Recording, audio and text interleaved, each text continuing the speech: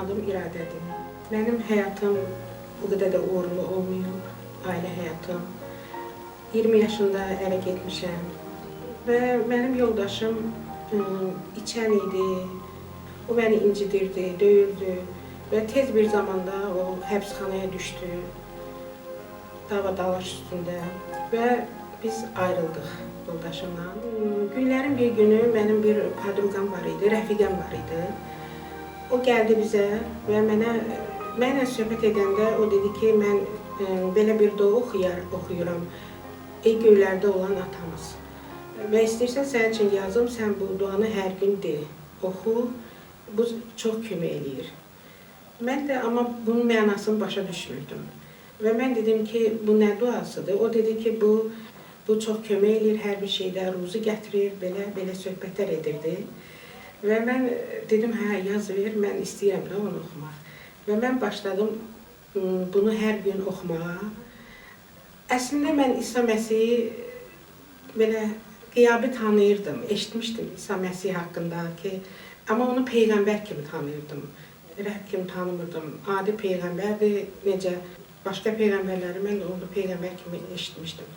Və günlərin bir günü film var idi, bilmədim Milad bayramındaydı, yoxsa başqa bir bayramda İsa Məsih haqqında belə bir film var idi, Mel Gibson çəkmişdi, İsa Məsihin əzabları. Və mən o filmə baxdım, gecə saat 2 idi, 3 idi, tək evimdə. Və mən o filmə baxarkən çox ağladım, həqiqətən çox ağlayırdım və mən həmən gün səhərə kimi yata bilmədim. Düşünürdüm ki, İsa Məsih həqiqətən nə qədər əzablar çəkib, nə qədər zülmlər çəkib. Amma yenə də onu Rəbb kimi başa düşmürdüm, qəbul eləmirdim. Adi insan kimi baxırdım ki, Peyğəmbərdir. Günlərin bir günü bizim qohumlarımız var idi, anamın əmisi nəvəsi. O oğlan gəldi bizə anası ilə. O mənə başladı İsa Məsihdən danışmağa. Ki, İsa Məsih xilaskardır. O yer üzünə bizim günahlarımızı götürmək üçün gəlir. Bizim şəfa tapmağımız üçün gəlir. Və o məni dəvət etdi ibadətə. Ki, gəl yenə ibadətdə gör imanlı bacıları gör, orada bacılar var, qardaşlar var. Getdim və orada mən İsa Məsihə iman etdim. Və həmən gündən demək olar ki, ürəyimə, qəlbimə sülh gəldi.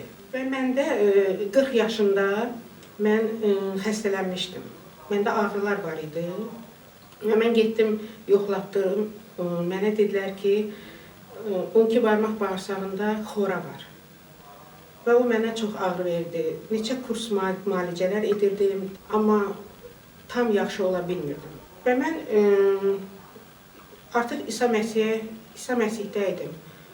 Bir 3 aydır, 4 aydır mən hiss elədim ki, məndə ağrı yoxdur. Tamamilə şəfa tapmışam. Həm sülh var, həm də şəfa var, ağrı da yoxdur. Və çox sevindim buna görə. İnanırsınız ki, mən işıq saçırdım ki, mən şəfa tapmışam artıq.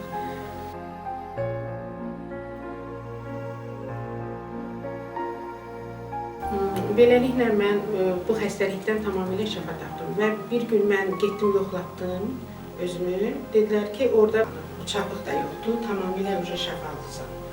Əvvəldə qeyd etdiyim kimi mən tənha həyat yaşamışam.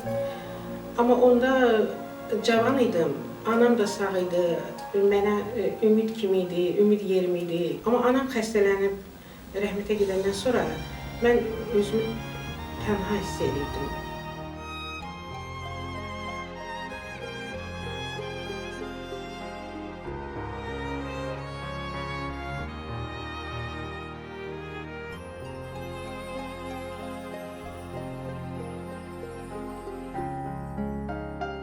Amma İsa Məsih həyatıma gələndən sonra o tənhalıq, o qorxu, o hər şey əvəz olundu İsa Məsihin sülhü ilə. İsa Məsihin məndə olan o padşahlığı gəldi həyatıma, o sülhü, sevinç gəldi. Mənə ürəyimə bu sülhü verən mənim göydəki Rəbbim İsa Məsih.